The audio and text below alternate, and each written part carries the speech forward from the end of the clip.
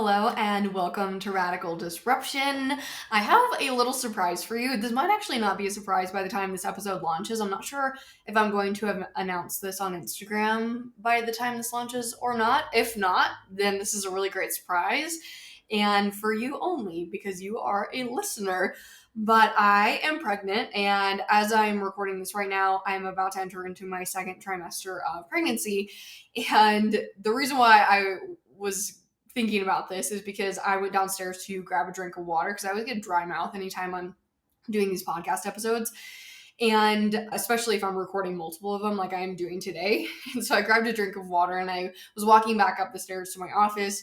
And I had to sit for like 5 minutes because I was so out of breath from walking up the stairs before I could hit record on this episode. And also, if I'm talking and I sound like I'm out of breath, it's because I am out of breath because I'm pregnant. So anyways, that's a fun little surprise there. But all that to be said, that is not what this episode is about. This episode is about customer feedback. And okay, so you hear all the time to collect testimonials and reviews and do that like crazy. And it's important. And I agree. It 100% is important. You know that it's important. I know that it's important. It is so important. And it obviously is going to help you to sell your offers and all of that. But what no one talks about, literally no one talks about this, is what do you do when negative feedback comes rolling in? Because we always assume, oh, you're going to collect the feedback and the testimonials and it's going to be positive and you're going to be able to screenshot that and post it on your Instagram stories and on your sales pages and it's all going to be rainbows and butterflies, which I would say majority of the time for most people that's going to be the case. But the truth is, and let's be real, it's going to happen. You're going to get negative feedback.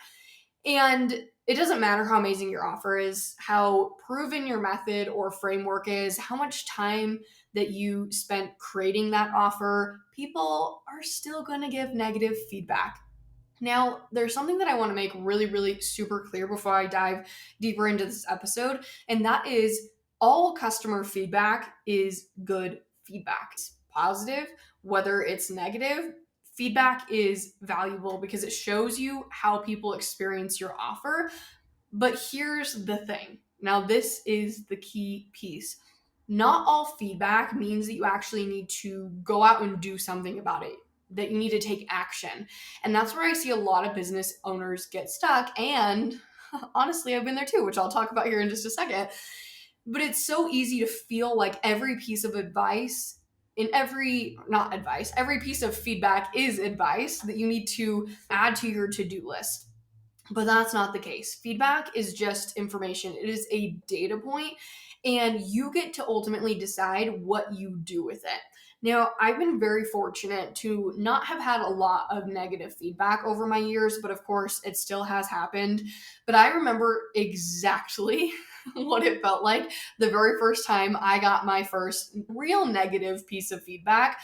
And I say real negative because there's like the trolls. There's positive feedback, there's negative feedback, and then there's just like the people who are just absolute downright mean. I'm not talking about that type of feedback. I'm talking about the actual negative feedback where someone, is like, I, didn't like this course, or I thought this course would have more modules, or, I didn't like the format of this, or I'm disappointed in XYZ aspect. Like that's more so what I'm talking about. But anyways, I remember exactly when that happened for the first time, when I got my very first negative piece of feedback, and it was actually on my course, Real Talk. And it came in the form of an email. And at first, when I read that email, I was so angry. Like I can actually feel the anger bubbling back up inside of me. Not because I'm angry now, but because I can imagine what like I felt like in that instant, because the anger was like so strong. I was so angry. As business owners, we put so much time and so much energy into what we create, and we believe in our offers with every ounce of our being, everything that we have. And so when someone then tells you that they don't like it, it's like, what do you mean you don't like it? Did you even go through that offer? Did you actually even implement what I taught you? And so that's what my thoughts were. And that email, it messed me up for days. I would read it and then I'd reread it and then I'd delete it and then I'd dig it back out of my trash. And I just could not stop spiraling. And I even started thinking like maybe I should just stop selling this course altogether. And when I finally got over that spiral, it took me a few days. It really did. My next instinct was to go completely overboard. So, of course, my instincts are always spot on, especially when I'm like heightened on emotions. And so I decided that the only logical response was to change everything about my course. And so I stayed up late one night reworking the course based on entirely just what this one person had said to me. So I think I created like 2 new trainings that night. I built out a workbook. I made so many, even just like small micro changes, which if you know as which I know that when you're creating an offer, even the micro changes, they take so much time. And I was up, I swear, to like 1 or 2 in the morning making changes. And it was all because this one person didn't like specific aspects of this offer. And looking back, number one, I just laugh because it's funny, but I also realize how unnecessary that was because I don't know, for a lot of, obviously for a lot of reasons, I was very much overreacting. But in that moment, I genuinely thought that every piece of feedback meant that I had to actually take action, which was so far from the truth. And so this week, I got another piece of negative feedback on a different offer. And guess what I did with it? I did absolutely nothing. I did nothing. Why? Because there are 450 people in the offer that I got negative feedback on from this one person. And this is the only negative response that I've gotten, the only negative feedback. And I have been actively asking for feedback, and I've received plenty of positive responses. Obviously, many of them, which I have posted on like my sales pages and I've shared. But I have only received one negative response. And so, unless the feedback from one person points to something that is critical, like a tech glitch or something that's going to stop people from accessing the offer or like the actual experience in the offer, it's not worth overhauling everything for one person's opinion.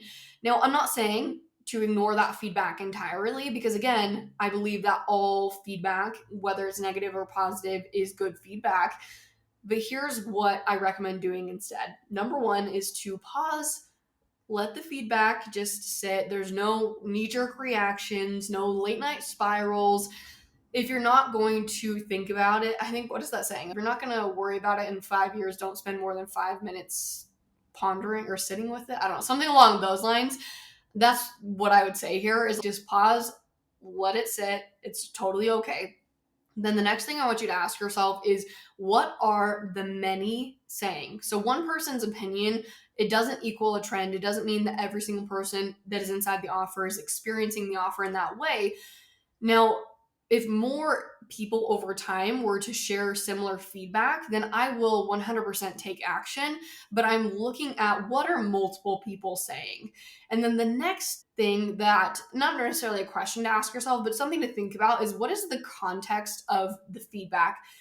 Not all feedback carries the same weight. Now, if you are, let's just say, doing a beta test for an offer and you brought in beta members to help you to refine that offer and make it better before you publicly launch it, and someone gives you feedback, whether that's positive or negative, obviously that's going to hold a lot of weight, right? Especially that negative feedback, it's probably something that you should take into account and actually implement, and that was the whole purpose of doing that beta, right? So context there. And if it's a new offer per se, and maybe it only has a few people in it, maybe you have 5, 10 people inside this offer, one person's feedback is going to hold a lot more weight, right? When there's less people inside.